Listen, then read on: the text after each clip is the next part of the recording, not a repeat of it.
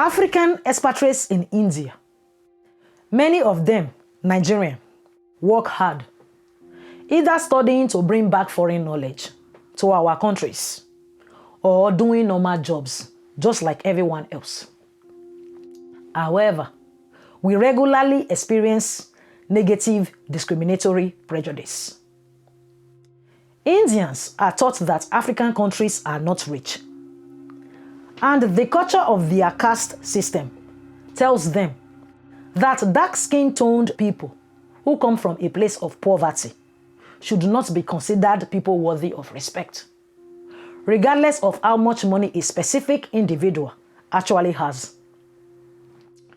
This attitude of Indians has been recognized as causing many incidents of violence against expatriates in India. One person does something wrong or is even rumored to be involved in something wrong, and other African nationals are then attacked for it by public mobs in retaliation. And there is this school in our country of Nigeria that for the past 40 years has supported the Indian idea of caste segregation in its discriminatory admission, hiring, and teaching policies, and appears to have encouraged the embedding of this idea into the minds of the future international Indian leaders that the Indian language school is meant to produce. Let me show you again what the secretary at the Indian language school said to the undercover reporters from TVC News. Okay, so my children can't come here. Maybe you should know. Maybe you should know. Know that it is expected that you are not allowed to put your children in a school in your own country because you are Nigerian. Why should a Nigerian be expecting that they will be discriminated against for being Nigerian in a school in their own country?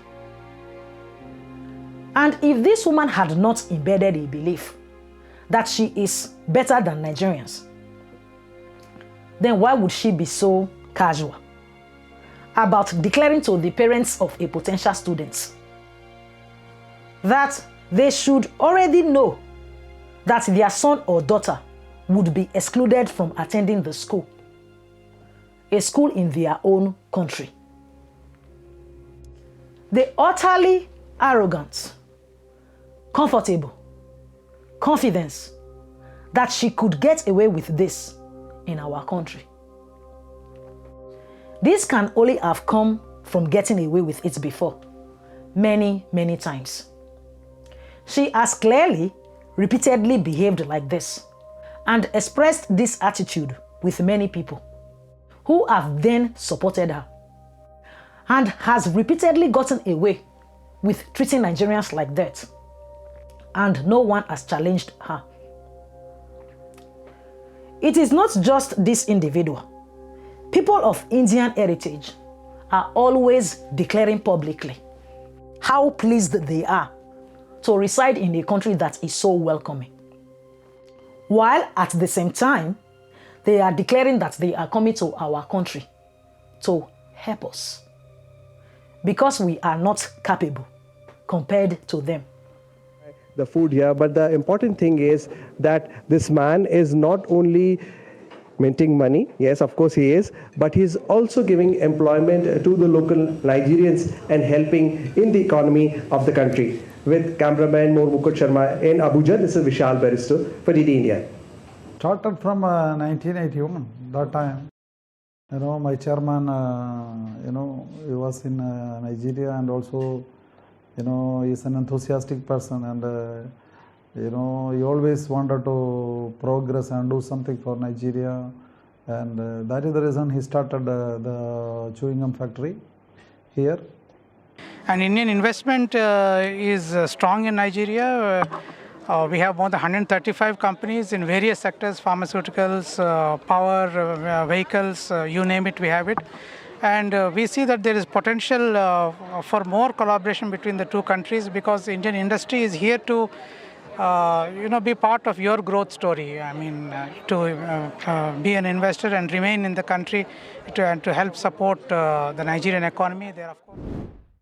We Nigerians just ignore this attitude that foreigners have towards us in our own country, because we treat it as the same as a rich Nigerian being unpleasant or being condescending to a poorer Nigerian. It is not the same. Many of these foreigners came to our country with hardly any money. They say this themselves. And yet, for some reason, we treat them like Ajebota, who also deserve our deference.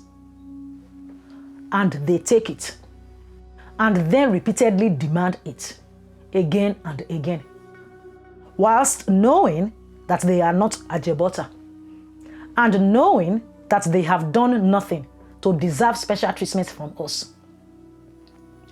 And the organizations from the countries that they are from then use our behavior towards their people as part of their negotiation tactics, as evidence that because we consider them to be better than the average person, we should then pay them more for their goods and services. They are all Ajebota, so all of what they are selling must be Ajebota products too, despite NAFDAC, our national agency for Food and Drug Administration and Control, declaring that over 50% of imported medicines are fake. And the Nigerian National Bureau of Statistics, declaring that the source of most medical drugs in Nigeria is India. The effrontery that these people have to smile nicely to our faces, denigrate us behind our backs between themselves, celebrate their ability to effectively segregate themselves from us so they can make money from us, but keep capability exclusive to themselves. And when they talk to us, declaring how pleased they are to be able to help us, we don't notice the semiotics, the real meaning behind how they say things. And they then use that ignorance against us as a sales tactic.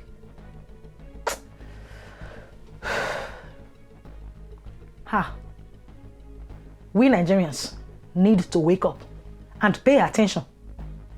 You might say that the politics of foreign countries and what happens there is none of your business because it doesn't affect you. This affects you because it is happening here in Nigeria. Indian influence on Nigeria has affected your parents. It affects you now, today, in the products that you buy in Nigeria without realizing their source. And if you do nothing about it, it will continue to affect your children and grandchildren. Who will be the boss in Nigeria, controlling our industries? You or the grandchildren of these people who have set themselves up as better than any Nigerian because they have controlled our food production, electricity distribution, and international transportation firms. This is not about protesting at our government because they are trying to protect us. It is not about demanding that the Indian language school is shut down, although I think it should be. It is about galvanizing and mobilizing Nigerians to use our collective power to stop buying from, supporting and legitimizing people from India who come to Nigeria to set up businesses and declare they want to emigrate to become Nigerian citizens, but then actively segregate themselves from Nigerian society. Don't even try to integrate with our cultures and people. work hard to maintain the flow of money they made from our citizens into their bank balance, and then declare that this means that they are better than Nigerians because they now control our market. That I have a problem with. Many Africans and Nigerians in particular have given us warning about letting our country be controlled again by the colonizers. But we assume that those people will have a European face. No. The colonial attitude is not something particular to any one ethnicity or region of the world. People with colonial intentions can come from anywhere. I have no problem with Indians who want to come to our country to have a better life than they could in India. The Indian migrants who choose to come to Nigeria to be part of our great nation and support our achievements. Those who decide that their heart and success lies in becoming Nigerian. Those who strive to defend the nation that has given them opportunity. Opportunities that they would never have had in India. I want those Indians and their children and grandchildren to become Nigerian. But if you come to our country with the fantasy that the better life that you can achieve is one where you intentionally live in places where you can show off your wealth to people already living there. You don't try to integrate into the country you now live in because you like the idea of being separate, apart, distinct, better than. But you still plan and want to make a living off the opportunities of people you intentionally want to look down upon as less than you. I don't want people like you to come to my country. And if you are here already trying to build that offensive fantasy, leave my country. Get out.